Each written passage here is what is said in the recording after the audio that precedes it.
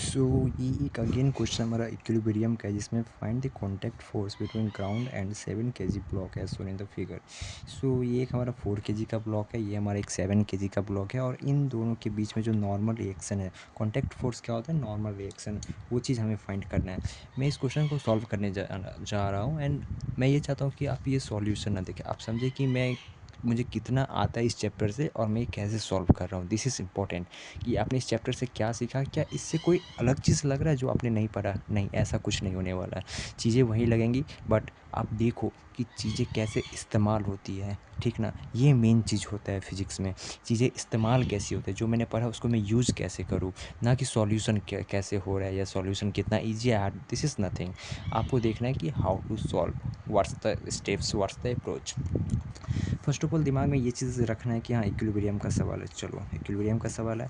Second चीज़ ये कि question में अब देखो हमें पता है कि नॉर्मल रिएक्शन फाइंड करना है, तो डायरेक्टली हम नॉर्मल रिएक्शन पे नहीं कूद सकते हैं, क्योंकि क्वेश्चन उतना आसान नहीं है, तो उसके एक प्रोसेस होंगे। मे बी हमें पहले टेंशन निकालना पड़े तब हम नॉर्मल रिएक्शन फाइंड कर सकें। तो सबसे पहले मैं डायग्राम बनाता हूँ। ये 7 kg का ब्लॉक, ये 4 kg का ब्लॉक, ठीक। सबसे पहले 4 kg को हम लोग सेपरेट करते हैं। दिस इज़ 4 kg ब्लॉक, नीचे इसका 4G लगेगा, ऊपर एक इसका टेंशन लगेगा। क्योंकि एक चीज़ दिमाग में रख लो, जो चीज़ मैं बोलने वाला हूँ, अगर रस्सी सेम है, इफ़ रस्सी is same, like if string is same, if string is same, तो उसमें टेंशन भी सेम होगा।